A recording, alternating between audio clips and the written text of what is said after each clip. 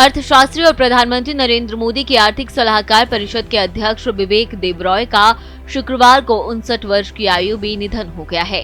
उन्हें पद्मश्री से भी सम्मानित किया गया था और वो पुणे में Gokhale Institute of Politics and economics के कुलाधिपति भी रह चुके हैं। दिल्ली के एम्स ने जानकारी दी कि देबरॉय का निधन सुबह 7 बजे आंतों में रुकावट के कारण हुआ। प्रधानमंत्री मोदी ने उनकी याद में संवेदना व्यक्त करते हुए उन्हें एक महान विद्वान कहा। उन्होंने लिखा, डॉक्टर बिबेक देबरॉय जी एक महान विद्वान थे जो अर्थशास्त्र, इतिहास, संस्कृति, राजनीति, अध्यात्म और अन्य विविध क्षेत्रों में निपुण थे। उनके कार्यों ने भारत के बौद्धिक परिदृश्य पर गहरी छाप छोड़ी। सार्वजनिक नीति में उनके योगदान के अलावा उन्हें प्राचीन ग्रंथों पर काम करने और उन्हें युवाओं के लिए सुलभ बनाने का भी प्रयास किया। देबरॉय ने Ramakrishna Mission School, Narendrapur Presidency College, Kolkata Delhi School of Economics और ट्रिनिटी कॉलेज कैम्ब्रिज से शिक्षा प्राप्त की। वो Presidency College, Gokhale Institute of Politics and Economics, Pune भारतीय विदेश व्यापार संस्थान, दिल्ली में काम कर चुके थे। इसके अलावा उन्होंने वित्त मंत्रालय, यूएनडीपी परियोजना के तहत कानूनी सुधारों के निदेशक के रूप में भी कार्य किया।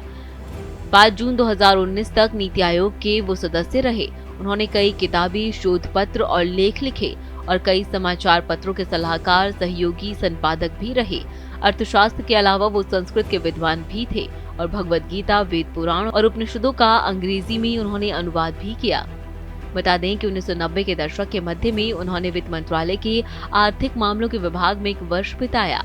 उनकी सबसे लंबी भूमिकाओं में से एक राजीव गांधी समकालीन अध्ययन संस्थान यानी RGICS के निदेशक के रूप में 1997 से 2005 के बीच रही। उनकी एक रिपोर्ट जो 2005 में प्रकाशित हुई, उसने गुजरात को आर्थिक स्वतंत्रता के सूचकांक में भारत का शीर्ष राज्य बताया। ये रिपोर्ट उस समय मुख्यमंत्री नरेंद्र मोदी के नेतृत्व में थी और इसने विकास के गुजरात मॉडल पर लंबी बहस को जन्म दिया। इसके बाद Debroy Punjab, Haryana, Delhi chamber of commerce and industry में शामिल हुए। 2007 से वो centre for policy and research में कार्यरत रहे। जब तक कि नरेंद्र मोदी 2014 में प्रधानमंत्री नहीं बने, तब तक उन्होंने केंद्र के थिंक टैंक में वो शामिल हो गए।